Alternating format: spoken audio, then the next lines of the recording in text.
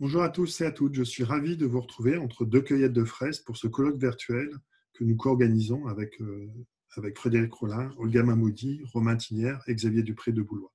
Il nous paraissait important de maintenir nos activités de recherche et aussi de diffuser notre expertise à l'occasion de ce colloque à destination du grand public et aussi des collègues pour maintenir nos activités de chercheurs pendant cette période de crise sanitaire. Mon intervention va porter sur les liens entre deux lois. La loi de 55 qui avait proclamé l'état d'urgence en Algérie, qui a été appliquée à plusieurs reprises depuis, et la loi du 23 mars 2020 qui vient de proclamer l'état d'urgence sanitaire pendant une durée de 2 mois à l'occasion de l'épidémie du Covid-19.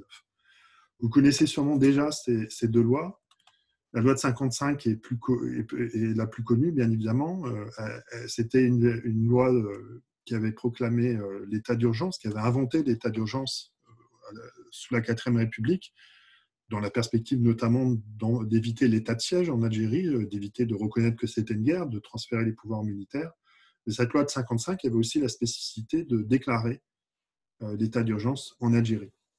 Et la loi de 2020 reprend la même idée, la même mouture, surtout la toute première version de la loi qui avait été rendue publique avant même son dépôt à l'Assemblée nationale, puisque vous voyez que la loi du 23 mars 2020 et sur l'urgence, adopte des mesures d'urgence pour faire face à l'épidémie du Covid-19, légalise un état d'urgence sanitaire dans le Code de la santé publique, j'en reparlerai, et surtout en son article 4, prévoit que cet état d'urgence sanitaire est proclamé pour une durée de 2 mois sur l'ensemble du territoire national.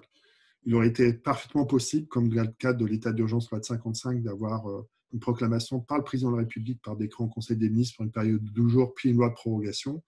Mais sûrement pour éviter un deuxième passage devant le législateur, il était mieux que le législateur lui-même proclame cet état d'urgence sanitaire, comme le législateur avait proclamé l'état d'urgence en Algérie.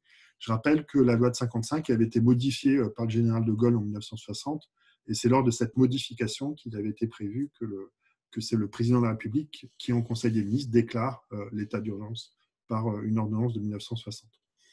On va voir que ces deux lois se ressemblent beaucoup. En tout cas, il y a une mouture. Très clairement, la loi de 55 a servi de modèle à la loi du 23 mars 2020, comme elle a servi de modèle d'ailleurs dans des lois dans d'autres pays. Je pense notamment à la Tunisie. Elle a servi de modèle, mais il y a tout de même un certain nombre de dissemblances qui sont évidentes, notamment s'agissant des motifs et des mesures qui peuvent être adoptées.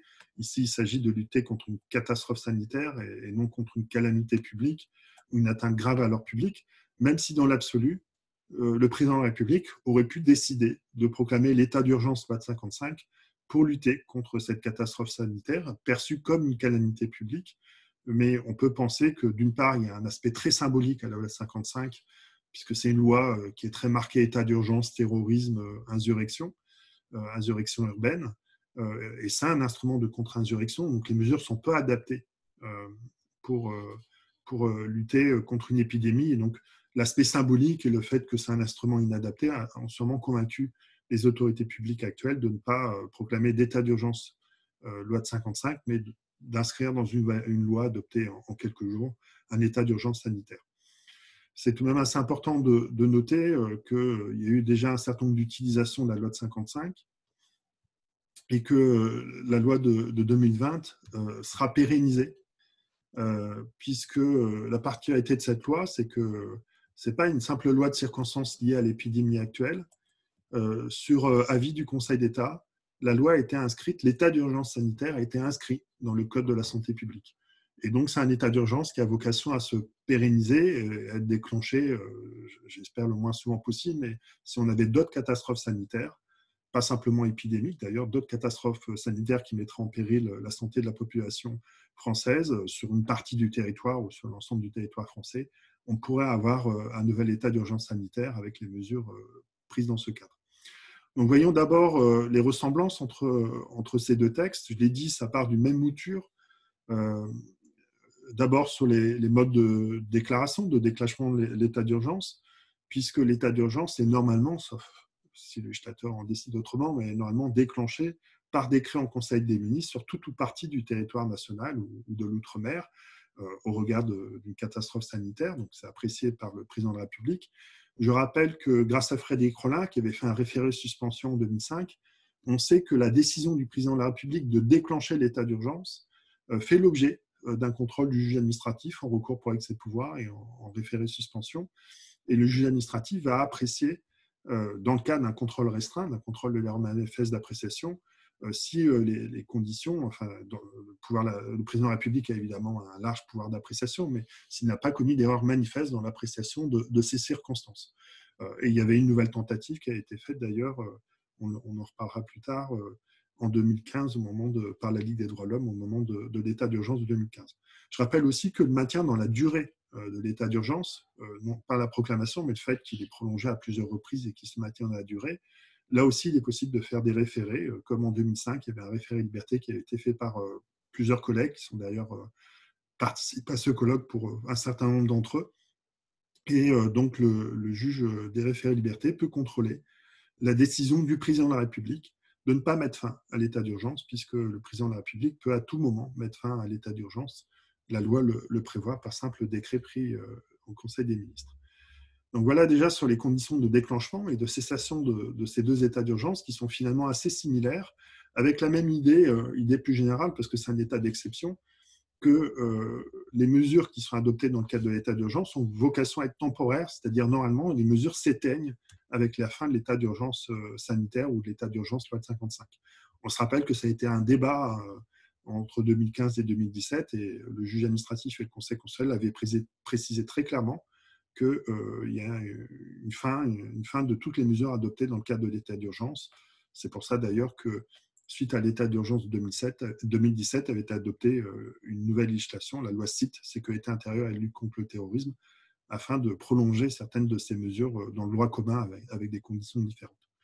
Donc les conditions de proclamation de cessation sont assez similaires, même si la durée n'est pas tout à fait la même, puisque c'est 12 jours dans le cadre de la loi de 55 et un mois dans le cadre de la loi sur l'état d'urgence sanitaire. Il y a un certain nombre de nuances aussi sur notamment le décret pris en Conseil des ministres est pris sur rapport du ministre de la Santé. Il y a prise en compte des données scientifiques, alors qu'au moment de l'état d'urgence de 2005, on n'avait pas de données très précises qui justifiaient la proclamation de cet état d'urgence. Ici, normalement, c'est fondé sur la science. C'est des connaissances scientifiques qui constatent la catastrophe sanitaire qui affecte la santé de la population et qui justifie la décision du président de la République. Donc, s'il y avait un référé, on pourrait imaginer que ces données, ces avis remis au président de la République puissent être communiqués au juge administratif qui pourrait les apprécier dans le cadre de son contrôle restreint. Mais ce qui m'intéresse ici, ce sont les mesures adoptées dans le cadre de ces deux états d'urgence, parce que vous le savez sûrement, entre 2015 et 2017, il y a eu beaucoup de contentieux à l'égard des mesures adoptées dans le cadre de l'état d'urgence. On avait évalué, dans le cadre d'une recherche du CREDOF fait pour le défenseur des droits, avec Stéphanie Nette-Baucher notamment, on avait évalué à peu près à 10 000 le nombre de mesures individuelles ou réglementaires, parfois c'était des arrêtés préfectoraux, qui étaient intervenus dans ces 2 années, qui avaient ciblé un certain nombre de populations, et on avait fait une étude sur à peu près 800 à 900 décisions rendues par les tribunaux administratifs pour contrôler ces assignations à résidence, ces perquisitions, ces interdictions de séjour, etc. Donc, ce sont à chaque fois des mesures de police administrative, c'est la particularité de ces mesures, qui doivent obéir à un certain nombre de conditions qui sont exigées par la loi. D'ailleurs, ce qu'on appelle le triple test, le triple test de nécessité, proportionnalité et adaptation de circonstances. Et là, comme dans la loi de 55 modifiée entre 2015 et 2017, on rappelle ce triple test. Je rappelle que le Conseil constitutionnel, dans l'affaire Domonjou, l'avait constitutionnalisé, ce triple test, l'avait exigé dans le cadre d'un état d'exception. Donc, il y a le triple test et puis il y a le contrôle du juge administratif qui intervient en cas de saisine, notamment en référé liberté. Et je rappelle aussi que dans le cas de la loi de 55, il y a une présomption d'urgence à l'égard de ces mesures, compte tenu de leur impact sur les libertés. Le juge administratif avait estimé, et le Conseil constitutionnel aussi, que l'urgence doit être présumée. Il n'y a pas à la démontrer, alors que vous savez peut-être qu'en référé liberté, la condition d'urgence à 48 heures est parfois difficile à justifier, à établir. Mais donc, quelles sont les mesures à adopter? On voit qu'ici, il va y avoir des différences assez notables, sachant tout de même qu'il est nécessaire de préciser que cet état d'urgence vient en concurrence d'autres régimes, puisque dans le même code de la santé publique, il y a un pouvoir de police administrative spéciale du ministre de la Santé, qui a été utilisé depuis le 9 mars 2020, et vous savez peut-être qu'il y a quasiment un arrêté par jour au journal officiel dans lequel le ministre de la Santé adopte des mesures dans le cadre des mesures d'urgence, dans le cadre de ce pouvoir administratif spécial, et les préfets peuvent localement aggraver les mesures du ministre. Par exemple, le ministre, dans certaines zones, dans l'Oise par exemple, ou dans le Morbihan, ou dans l'Est de la France, avait pu dire que les manifestations étaient limitées à 1000 personnes, puis à 500, puis à 100 personnes. Et localement, des préfets avaient réduit le nombre de personnes, ou même carrément interdit totalement les rassemblements sur le territoire de leur département, compte tenu des circonstances locales particulières. Donc on voit très bien ici que cette police spéciale peut être complétée par le pouvoir du préfet, dans le cadre aussi d'une police spéciale, mais éventuellement aussi par le pouvoir de police administrative générale des maires. Et ils ne s'en sont pas privés d'ailleurs, puisque quand on regarde au journal officiel ou dans les bulletins, les recueils des actes administratifs des mairies ou des préfectures, on voit qu'il y a actuellement un foisonnement d'actes. J'en montrerai quelques-uns tout à l'heure. Un tout foisonnement d'actes un peu partout qui viennent compléter les mesures du ministre de la Santé ou du Premier ministre. Puisqu'il y a un deuxième pouvoir qui est concurrent, le Premier ministre avait adopté, sur le fondement d'une théorie qui s'appelle la théorie des circonstances exceptionnelles, la RERIES de 1918, et dans le cadre de son pouvoir de police administrative générale qu'il détient sur l'ensemble du territoire, c'est l'arrêt Labonne de 1919, il avait adopté un décret le 16 mars 2020, complété le lendemain par un autre décret pris en Conseil d'État qui avait aggravé les sanctions, un décret qui prévoit, comme vous le savez, le confinement de la population chez elle, avec un certain nombre d'exceptions qui ont été complétées suite à un recours à un référé liberté devant le Conseil d'État, et un nouveau décret qui est venu compléter les autorisations possibles de sortie, mais aussi les encadrer plus précisément. On a beaucoup parlé, par exemple, du jogging d'une heure qui est limité à 1 kilomètre de son domicile. Donc voilà, c'est important de bien voir ce système et ce système d'aggravation.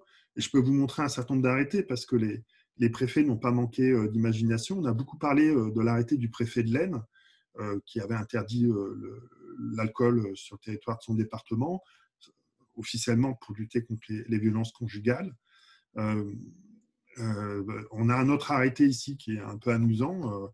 Le préfet des Alpes-Maritimes qui a adopté, comme la plupart des autres préfets, pas mal d'arrêtés, par exemple couvre-feu dans des grandes agglomérations ou interdiction des balades en forêt, de la randonnée ou du sport en montagne, interdiction de balades sur les chemins de halage, auprès des rivières, sur les canaux, etc. Donc les jardins aussi ou les parcs. La plupart des préfets ou des maires ont adopté ces mesures-là.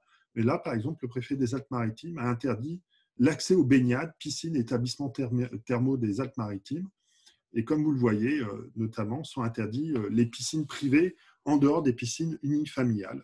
Donc, toutes les piscines, il est interdit de se baigner actuellement sur le territoire des Alpes-Maritimes, en complément des mesures prises par le ministre de la Santé, le Premier ministre, dans le cadre de leur pouvoir de police administrative générale.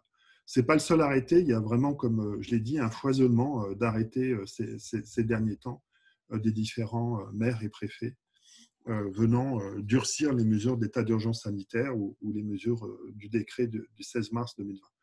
Maintenant, évidemment, le cadre juridique a changé puisqu'on a un état d'urgence sanitaire et donc c'est désormais cet état d'urgence qui est proclamé qui fonde le pouvoir du Premier ministre d'adopter des textes, des mesures générales ou des mesures individuelles. C'est tout de même une garantie, c'est le Premier ministre qui adopte ces mesures, complétées éventuellement par des décisions des autorités locales, essentiellement des préfets. Et donc le Premier ministre peut adopter des décrets pour garantir la santé publique. Et là, on voit que c'est beaucoup plus étroit que la loi de 55, où c'est un ordre public beaucoup plus général. Ici, c'est ciblé sur la protection de la santé publique. Et donc, il peut adopter des mesures qui sont à peu près les mêmes que celles qui ont déjà été adoptées depuis cette période de crise sanitaire, puisque vous voyez qu'il peut restreindre ou interdire la circulation des personnes et des véhicules dans les lieux et heures fixés par décret. Il peut interdire la sortie des personnes. C'est le confinement, il peut faire des quarantaines, placer à l'isolement, fermer des établissements, limiter les rassemblements sur la voie publique, faire des réquisitions ou adopter un certain nombre de contrôles sur les produits ou mettre à disposition des médicaments, par exemple. Bon, il y a un ensemble de mesures qui peuvent être prescrites par voie générale, mais aussi des mesures individuelles on pourrait imaginer un certain nombre de mesures individuelles ciblant des personnes atteintes de la maladie ou autres, prises par le Premier ministre dans le cadre de ce pouvoir. D'ailleurs, on peut se poser la question si ces mesures étaient adoptées, notamment des mesures de quarantaine ou de confinement plus importantes que celles qu'on subit déjà, si ces mesures seraient conformes à la Constitution. Et donc, on verra l'intérêt du Conseil constitutionnel, puisqu'on pourrait imaginer qu'une personne soit confinée chez elle quasiment en permanence. Et dans une décision du Conseil constitutionnel de l'état d'urgence de 2015-2017, le Conseil constitutionnel avait dit que, à propos des assignations à résidence, que si on était assigné à résidence plus de 12 heures par jour à son domicile, avec un certain nombre de contraintes liées aux assignations à résidence état d'urgence, notamment le passage 3 fois par jour au commissariat, le pointage 3 fois par jour au commissariat, eh bien, dans ces conditions, c'est une atteinte à la liberté individuelle et ça justifie l'intervention du juge judiciaire.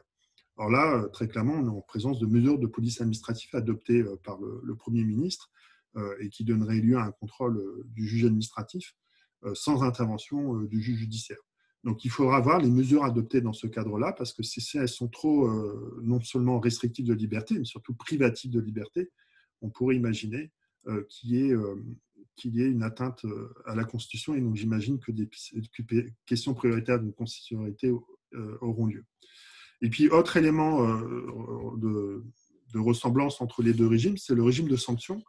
Dans la loi de 1955, vous avez un article 13 qui prévoit la possibilité de sanctionner le non-respect d'un certain nombre de mesures adoptées dans le cadre de l'état d'urgence, notamment les assignations à résidence, mais pas seulement.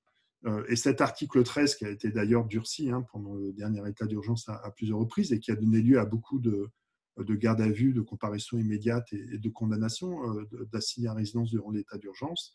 On retrouve ici un système assez similaire, alors évidemment pas aussi avec une logique un petit peu différente en termes de gradation de la sanction, mais essentiellement par rapport au confinement, puisque le non-respect de ces mesures-là donne lieu à un certain nombre de contraventions.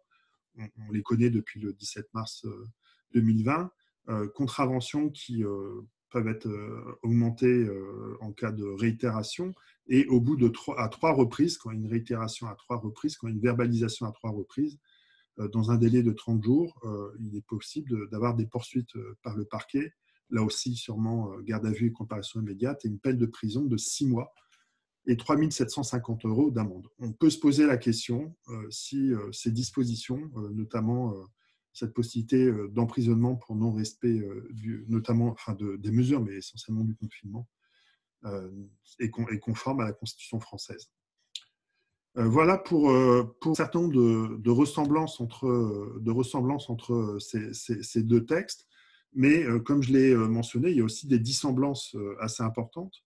Dissemblances d'abord par les motifs qui permettent la proclamation d'état d'urgence sanitaire. Dissemblances aussi par l'importance du scientifique, l'intervention de l'autorité scientifique, puisque la loi du 23 mars 2020 prévoit l'institution, comme ça existait déjà d'ailleurs, le président de la République lui-même avait sollicité les scientifiques, mais désormais, en cas d'état d'urgence sanitaire, il est réuni sans délai un comité de scientifiques, nommé par le président de la République, avec un certain nombre de personnalités qualifiées, nommés par le président de l'Assemblée et le président du Sénat. Ça ressemble beaucoup à la nomination au Conseil constitutionnel, d'ailleurs, sauf qu'il n'y a pas de passage devant la commission des lois de l'Assemblée et du Sénat.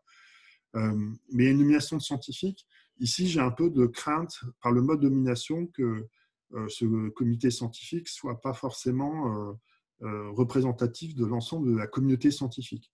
Puisqu'on a vu l'actuel comité scientifique, et c'est souvent des scientifiques incontestables, mais souvent des personnalités qui ont été recommandées par le directeur général de la santé. Et donc, il me paraît important d'assurer la pluralité de ce comité scientifique, et notamment qu'il n'y ait pas que des sciences dures, mais aussi des sciences humaines, non seulement la sociologie, mais on peut penser aussi à des juristes qui pourraient être intéressants, puisque la plupart des mesures adoptées dans le cadre d'un état d'urgence sanitaire, ces mesures ont évidemment un impact considérable sur les libertés, et donc les juristes auraient évidemment leur mot à dire dans ce comité scientifique sur l'impact de ces mesures. On sait bien qu'actuellement, il y a des réflexions, par exemple, sur le développement du tracking, c'est-à-dire l'utilisation des données de géolocalisation, des données personnelles des opérateurs de télécommunications, Ces données peuvent être utilisées à des fins de recherche. On a vu qu'Orange a déjà fait une étude là-dessus. Ça, ce n'est pas choquant, mais s'il y avait des utilisations individuelles de ces données, ça pourrait être plus problématique. Notamment, on sait que dans certains pays, des gens qui ne respectent pas le confinement ou une quarantaine sont alertés par leur portable et il y a un signalement aux autorités publiques, aux autorités de police, et peuvent être éventuellement sanctionnés. Donc, on voit les possibilités de contrôle des populations, aussi de suivi des populations, de repérage de la diffusion du virus, de la diffusion de l'épidémie, mais avec des atteintes importantes à la vie privée et à la liberté individuelle. Voilà, sur l'ensemble de ces mesures, évidemment, les mesures de ce comité sont rendues publiques et là aussi, ça pourrait être utile aux juges administratifs. Donc, vous voyez, il y a tout de même pas mal de choses intéressantes dans cet état d'urgence. Et puis, je dois finir par parler des contrôles. Alors, évidemment, le contrôle essentiel, c'est le contrôle du juge administratif qui est expressément prévu par ce texte. J'en ai déjà parlé à nombreuses reprises. Mais il y a aussi un contrôle potentiel du juge constitutionnel. Donc, le juge administratif sera souvent le juge des référés. Alors, même s'il y a une adaptation des procédures pendant l'état d'urgence, il y a une ordonnance, l'état d'urgence sanitaire, il y a une ordonnance qui vient d'être adoptée, mais bien évidemment, le juge administratif sera emmené à se prononcer. Il l'a d'ailleurs déjà fait. Il y a déjà décision du Conseil d'État, assez peu connue. Le Conseil d'État a été saisi en référé contre le décret que j'ai évoqué à plusieurs reprises, le décret du 16 mars 2020. Et pour l'instant, il a utilisé la théorie des circonstances exceptionnelles pour estimer que ce décret était justifié, qu'il n'y avait donc pas d'urgence à suspendre cette mesure. Il a rejeté au tri, pour irrecevabilité manifeste, ces recours. Donc, première utilisation de la théorie des circonstances exceptionnelles. Il y a sûrement aussi des décisions de tribunaux administratifs qui ont dû être rendues en référé, même si elles ne sont pas forcément connues. Et puis, vous le savez sûrement, le Conseil constitutionnel vient de rendre une décision. Il a été saisi d'office sur la loi organique, puisque c'est une obligation pour une loi organique. Il y avait un gros problème de respect de la procédure parlementaire, puisque les délais prévus par la Constitution, par l'article 46 de la Constitution sur la loi organique n'avaient pas été respectés dans l'adoption de cette loi. Donc, on aurait pu penser que ce texte devait être censuré par le Conseil constitutionnel. Mais le Conseil constitutionnel va estimer que, compte tenu des circonstances particulières de l'espèce, il n'y a pas lieu de juger que cette loi organique a été adoptée en violation des règles de procédure prévues par l'article 46 de la Constitution. Il parle de circonstances particulières, mais ça ressemble beaucoup aux circonstances exceptionnelles, de l'arrêt RIS notamment, ou de l'arrêt Dame-Dol-Aileron de 1919.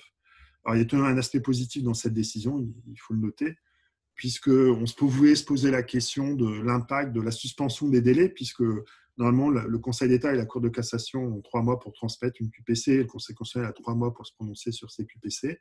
Le délai a été suspendu par cette loi organique, justement, mais il dit très clairement que cette suspension des délais ne remet pas en cause l'exercice de ce recours de la QPC, ni n'interdit qu'il soit statué sur une question prioritaire de constitutionnalité durant cette période. Donc, ça veut dire que des QPC peuvent encore être transmises au Conseil constitutionnel et il peut encore trancher ces QPC. Je pense notamment à l'affaire Domanjou, qui au tout début de l'état d'urgence en référé liberté avait permis au Conseil d'État de renvoyer une QPC au Conseil constitutionnel, qui dans un délai d'1 mois avait rendu une décision assez importante sur le contrôle des mesures de l'état d'urgence. Et on sait qu'il y a eu quasiment une dizaine de QPC sous l'état d'urgence de 2015-2017 et le Conseil constitutionnel, en règle générale, a été assez rapide pour se prononcer, même s'il a souvent prononcé des abrogations reportées après la fin de l'état d'urgence, mais en tout cas, il a adopté un certain nombre de mesures. Donc, on peut imaginer ici aussi qu'il y aura ce type de recours, puisque le danger de l'état d'urgence sanitaire, ce n'est pas tellement la proclamation de l'état d'urgence. Il y a des circonstances particulières actuellement, c'est son installation dans la durée, le risque d'abus lié à cet état d'urgence. On avait vu en 2015 qu'assez rapidement, il y avait un détournement des mesures de l'état d'urgence et un certain nombre d'abus, d'où l'intérêt d'avoir un contrôle du juge administratif et du juge constitutionnel, et une vigilance de la société civile pour vérifier ces abus. D'ailleurs, la Commission nationale consultative des droits de l'homme a prévu la création d'un observatoire de l'état d'urgence sanitaire et du confinement, et un certain nombre d'universitaires, d'avocats et d'associations ont eux aussi prévu la création d'un réseau de veille sur l'état d'urgence sanitaire, ce qui me semble important que la société civile soit vigilante sur les mesures, puisque le risque de cet état d'urgence, c'est qu'il constitue un laboratoire. Un laboratoire, on a parlé du tracking sur des données de géolocalisation. On voit par exemple que des drones sont testés par les forces de police pour contrôler les populations. Et donc, il y a un risque de dérive de cet état d'urgence s'il s'installe dans la durée et s'il n'est pas assez contrôlé par la société civile grâce aux juges, aux avocats, ce qui est normal dans une société démocratique. Voilà, on se retrouve à l'occasion du débat pour poser un certain nombre de questions et pour débattre plus précisément avec vous de ces différentes mesures. Et je vous remercie de votre attention.